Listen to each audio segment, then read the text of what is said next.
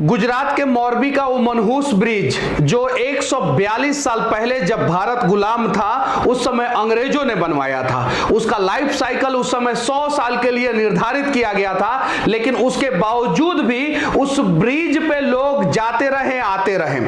कुछ दिन पहले यानी आज से लगभग 6 दिन पहले 25 अक्टूबर को फिर से उसका मेंटेनेंस करके दोबारा खोल दिया गया। जब यह ब्रिज बनाया गया था उस समय इसका लागत था सिर्फ और सिर्फ 3.5 लाख रुपया और मेंटेनेंस इसका 2 करोड़ रुपया में किया गया। मेंटेनेंस जिस कंपनी ने किया उस कंपनी को जो है उस ब्रिज के रख रखाव का जिम्मेवारी जो है 2037 तक दे दिया गया। उस ब्रिज पे सिर्फ और सिर्फ 100 लोग चढ़ सकते थे और जिस समय हादसा हुआ ऐसा कहा जा रहा है कि ब्रिज पे 500 से 700 लोग थे। सोचने वाली बात यह है कि आजाद भारत में आजादी से पहले अंग्रेजों के द्वारा बनाया हुआ पुल जो 100 साल के लिए बनाया गया था वो 142 साल हो गया था, उसके बावजूद भी हम उसका इस्तेमाल कर रहे थे और यही कारण हुआ कि हादसे के शिकार बहुत सारे लोग हो गए। आप देखिए यहाँ पे चश्मदीद जो है उस रात की पूरी कहानी बता रहे हैं। ये TV9 भारतवर्ष का रिपोर्ट है। उस समय कम से कम 500 से 700 लोग उस पे थे। NDRF की टीम लगाई गई, वायुसेना की टीम लगाई गई। ये गुजरात में उस समय जब गवर्नर रिचर्ड टेम्पल थे उन्होंने इस ब्रिज का उद्घाटन किया था और 3,05,000 रुपया इसका कॉस्ट आया था और सर बाघाजी ठाकुर ने इसका निर्माण कराया था। 1922 तक उन्होंने मोरबी पे शासन किया था। ये मोरबी का जो ब्रिज है वो लगभग 230 मीटर यानी 230 मीटर लंबा है ये ब्रिज। देखिए इस वीडियो को, इस ब्रिज पे जो है बहुत सारे लोग हैं जो केबल को पकड़ के खींच रहे हैं। यहां पे आपको साफ साफ दिखाई देगा जो केबल को पकड़ के खींच रहे हैं और पूरा का पूरा क्राउड जो है आपको दिखाई देगा। सिर्फ और सिर्फ 100 लोग इस ब्रिज पे होने चाहिए लेकिन 500 से ज्यादा लोग इस ब्रिज पे चढ़ गए थे, इसलिए ये ब्रिज जो है हादसे का शिकार हो गया और टूट गया और उसके बाद से लगभग 140 से ज्यादा लोगों की मौत हो गई।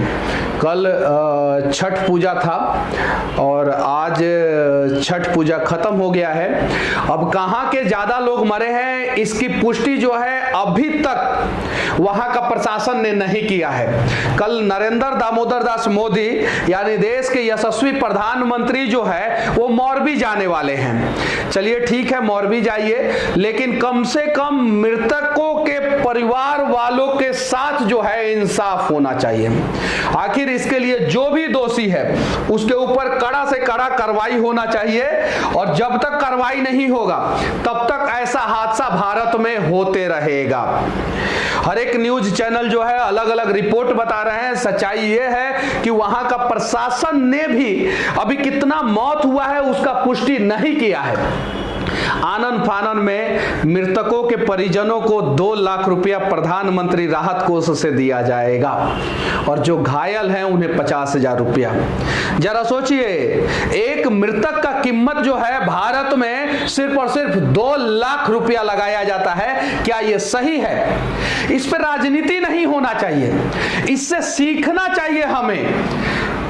जो दोषी है उसके ऊपर कड़ी कार्रवाई होनी चाहिए और अगला बार से इस प्रकार से घटना पूरे हिंदुस्तान में कहीं ना हो, इसके लिए हमें प्रयास करना चाहिए।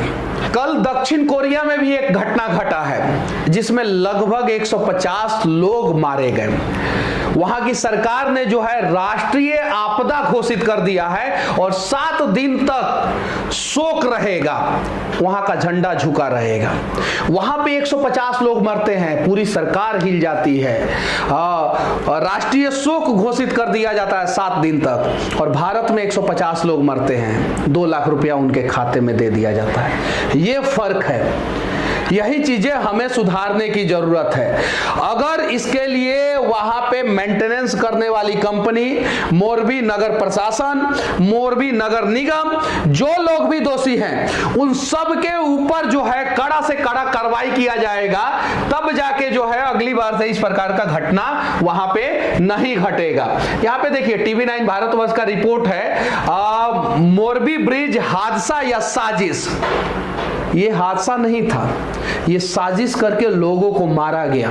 जब हमें पता है ये ब्रिज जो है अपने लाइफ साइकिल को कंप्लीट कर लिया है, अब ये नहीं चलेगा, तो भी उसका मेंटेनेंस पे 2 करोड़ रुपया खर्च कर दिया जाता है। 3.5 लाख रुपया में बना ब्रिज के ऊपर, और वो ब्रिज पे टोल लगा दिया जाता है, और पैसे लेने के चक्कर में 100 आदमी के जगह पे 500 आदमी को चढ़ा दिया जाता है। ये अमर उजाला का रिपोर्ट है।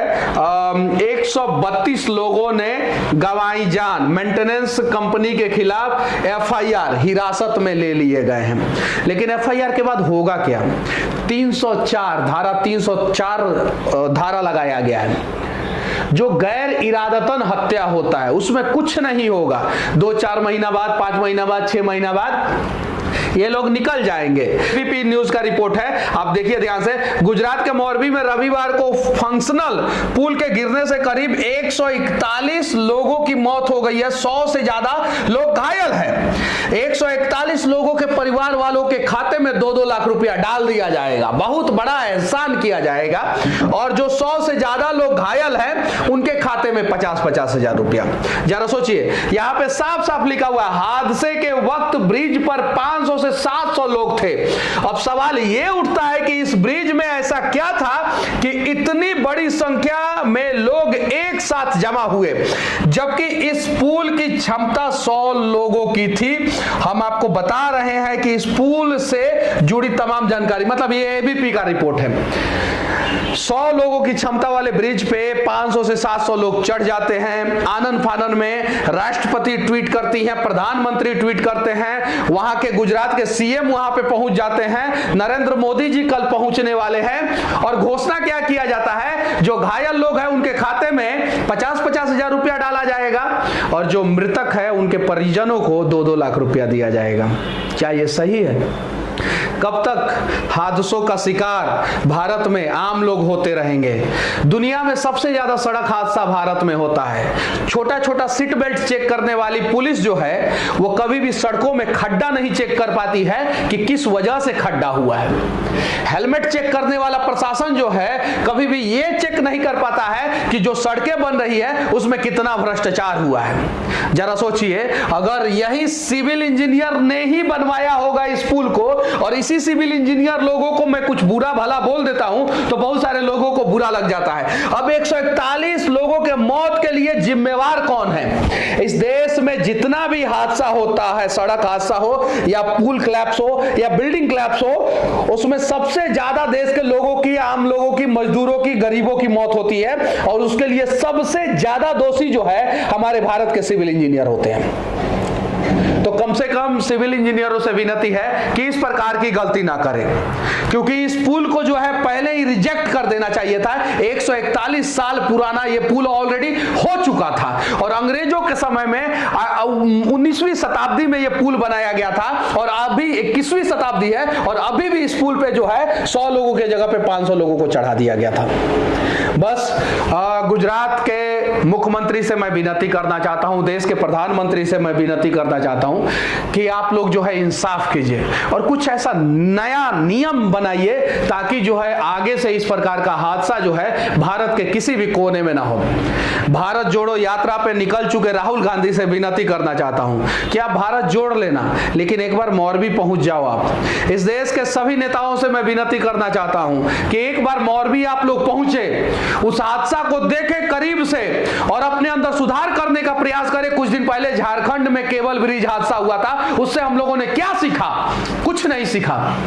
अगर हम लोग सीख लिए होते इस प्रकार के हादसों में किसी अमीर का, बड़े व्यक्ति का, बिजनेसमैन का, नेता का, बड़े अधिकारी का मौत नहीं होता, हमेशा आम आदमी मरते हैं। तो विनती है कि आम लोगों की जिंदगी का कीमत सिर्फ और सिर्फ 2 लाख रुपया आप लोग ना लगाए। हो सके तो कुछ प्रयास करें कि आगे से इस प्रकार का हादसा ना हो। और देश के लोगों से भी विनती है कि आप सभी जो है इस दुख की घड़ी में जो है मोरबी हादसे में शिकार जितने भी लोग हैं, चाहे वो घायल है चाहे वो मृतक हैं, उनके परिवार वालों के साथ खड़े होने का प्रयास करें, मदद करने का प्रयास करें और देश के सभी नेता जो है इससे सीखने का प्रयास करें। हर एक राज्य में जो है कड़ा कानून लगाया जाए कि किसी भी प्रकार का भ्रष्टाचार अगर होता है और उससे जान माल की क्षति हो सकती है तो भ्रष्टाचार करने वाले को कम से कम आजीवन कारावास या फांसी की सजा हो। बाकी मोरबी की घटना के बारे में आप लोग क्या सोचते हैं कमेंट करके जरूर बताना। जय हिंद।